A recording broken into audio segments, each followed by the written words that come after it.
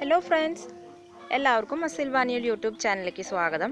നമ്മൾ കുറച്ച് ദിവസമായിട്ട് ഇത്തിരി തിരക്കിലായിരുന്നു. അതിൻ്റെ കാരണം തന്നെ നമ്മളിപ്പോൾ കുറേ ദിവസമായി വീഡിയോസ് ഒക്കെ ഇട്ടിട്ട് ഇന്ന് നമ്മൾ ഒരു കോഴിയുടെ പരിപാലനത്തിൻ്റെ വീഡിയോ ആയിട്ട് തന്നെയാണ് വന്നിരിക്കുന്നത്. അപ്പോൾ നമ്മുടെ വീട്ടിൽ ഇപ്പോൾ കോഴികളൊക്കെ ഉള്ള കാരണം അത് എന്തായാലും ഞാൻ ഒരു വീഡിയോ ഇട്ടിരുന്നു. അപ്പോൾ ഒരുപാട് പേര് നല്ല കമൻസാണ് തന്നത്. ഇതുപോലെയുള്ള അറിവുകൾ തീർച്ചയായും ഷെയർ ചെയ്യാമെന്നാണ് പറഞ്ഞത്. അപ്പോൾ നമ്മുടെ വീട്ടിലുണ്ടായ ഒരു അനുഭവമാണ് ഇപ്പോൾ പറയുന്നത്. അപ്പോൾ അതിനു മുമ്പ് തന്നെ നമ്മുടെ ചാനൽ കാണുന്നവർ ആദ്യമായിട്ട് കാണുന്നവരാണെന്നുവെച്ചെങ്കിൽ സബ്സ്ക്രൈബ് ചെയ്യാനും അതുപോലെ തന്നെ ഇഷ്ടപ്പെടുകയാണെങ്കിൽ ലൈക്ക് ചെയ്യാനും ഷെയർ ചെയ്യാനും മറക്കരുത്.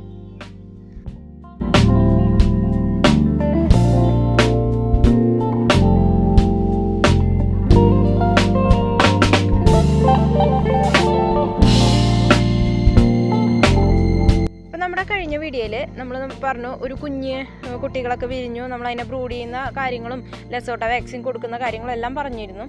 അപ്പോൾ അതിൽ ആ കുട്ടികൾക്കാണ് പ്രശ്നം വന്നത്. സാധാരണ ഈ അസുഖം ഒരു 4 ആഴ്ച കഴിഞ്ഞ കോഴിക്കുട്ടികളിലൊക്കെയാണ് വന്നു തുടങ്ങുക. അതായത് സ്റ്റാർട്ടർ കൊടുക്കുന്ന പ്രായം മുതൽ ഒരു ഗ്രോവർ സ്റ്റേജ് വരെ ഈ അസുഖം വരാനുള്ളൊരു സാധ്യതയുണ്ട്. അത് കഴിഞ്ഞാൽ പിന്നെ അധികം കോഴികളിൽ ഈ അസുഖം വരില്ല. ഈ ഒരു സമയത്താണ് കൂടുതൽ വരിക. നമുക്ക് 1 മാസം കഴിഞ്ഞപ്പോഴാണ് നമ്മുടെ കോഴികളുടെ കാഷ്ടത്തിൽ ഇതുപോലെ നമ്മൾ രക്തം കണ്ടത്. അപ്പോൾ സാധാരണ കുറേ കോഴിയെ വളർത്തുന്ന ഫാമിലൊക്കെയാണ് വെച്ചെങ്കിൽ നമുക്ക് ലിറ്ററിൽ ഈ മരപ്പൊടി അതൊക്കെ ഇട്ടിട്ട് ചെയ്തിരിക്കുന്നതിൽ നമുക്ക് അധികം പെട്ടെന്ന് കാണാൻ പറ്റില്ല. ഇങ്ങനെ ഇത് കുറച്ച് പേരൊക്കെ ആയ കാരണം നമുക്ക് പെട്ടെന്ന് തന്നെ നമുക്ക് കാണാൻ കഴിഞ്ഞു.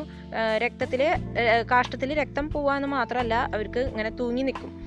ഈ ഒരു അസുഖം മാത്രം നമുക്ക് പെട്ടെന്ന് കണ്ടുപിടിക്കാവുന്നതാണ്. മറ്റുള്ള അസുഖങ്ങൾ എന്ന് പറഞ്ഞാൽ തൂങ്ങി നിന്ന് അത് എന്താണ്, തൂക്കം എന്ന് പറയുന്നത് ഒരു അസുഖമല്ല, പല അസുഖങ്ങൾക്കുള്ള ഒരു ലക്ഷണമാണ് തൂക്കം എന്ന് പറയുന്നത്.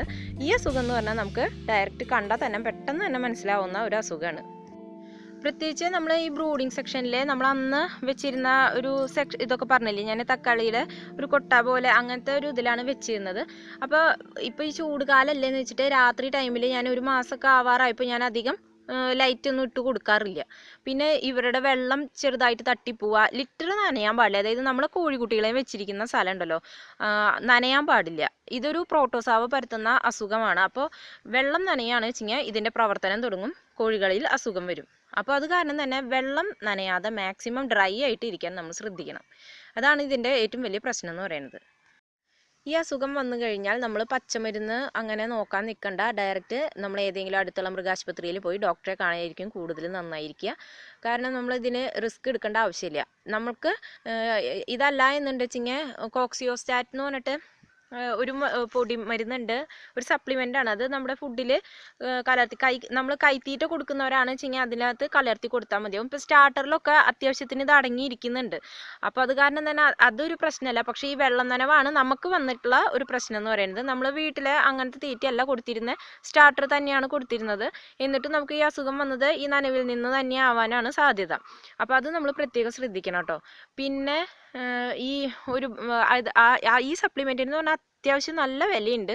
നമുക്കെന്ന് പറഞ്ഞാൽ ഒട്ടും തന്നെ ഒരു പൈസ പോലും ചിലവാവാതെ നമുക്ക് ഈ അസുഖം മാറിപ്പോയി. നമ്മുടെ മൃഗാശുപത്രിയിലെ ഡോക്ടർ നല്ലതാണ്, അവിടുത്തെ ആ ഒരു സാഹചര്യവും കാര്യങ്ങളൊക്കെ നല്ലതാണ് വെച്ചെങ്കിൽ നമുക്ക് പെട്ടെന്ന് മരുന്ന് അവിടെ നിന്ന് തന്നെ ലഭിച്ചു ഈ പ്രാവശ്യം. അത് കാരണം നമുക്ക് ഒരു കുഴപ്പവും ഉണ്ടായില്ല.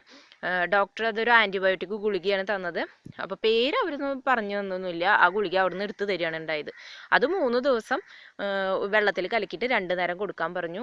അതുപോലെ തന്നെ വന്നു കഴിഞ്ഞാൽ നമ്മൾ ശ്രദ്ധിക്കേണ്ട കാര്യം എന്ന് പറഞ്ഞാൽ, നമ്മൾ എവിടെയാണോ കോഴിക്കുഞ്ഞുങ്ങളെ ഇടുന്നത് അവരുടെ ആ വിരിച്ചിരിക്കുന്നത് നമ്മൾ ഡെയിലി മാറ്റി കൊടുക്കുക. ഈ മാറുന്ന വരെ നമുക്ക് ആ കാഷ്ടത്തിൽ രക്തം കാണാത്ത ആവുന്ന വരെ നമ്മൾ ഡെയിലി മാറ്റി കൊടുക്കണം.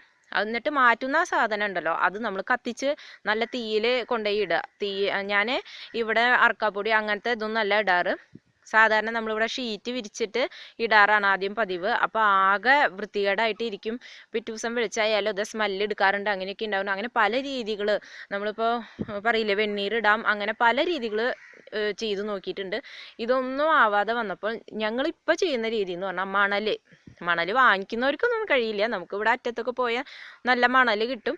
നമ്മുടെ പറമ്പിൽ തിരിക്കുമ്പോഴൊക്കെ ഇങ്ങനെ മണൽ വന്ന് നിൽക്കും. ആ മണലൊക്കെ ഞങ്ങൾ എടുത്തു കൊടുന്നിടും. മണലാവുമ്പോൾ ഒരു പ്രശ്നവും ഉണ്ടാവാറില്ല, ഒരു സ്മെല്ല് പോലും നമുക്ക് ഉണ്ടായിരിക്കില്ല. അപ്പം അങ്ങനെയാണ് ചെയ്യാറ്. ആ മണല എന്നെ ഞങ്ങൾ കൊണ്ടുപോയിട്ട് ഡെയിലി കൊണ്ടുപോയി കത്തിക്കും. നന്നായിട്ട് തീയെ ഇട്ടിട്ട് അതിനകത്ത് കൊണ്ടുപോയി ഇടാറാണ് പതിവ്. അങ്ങനെ ചെയ്യാൻ പ്രത്യേകം ശ്രദ്ധിക്കണം കേട്ടോ. ഇത്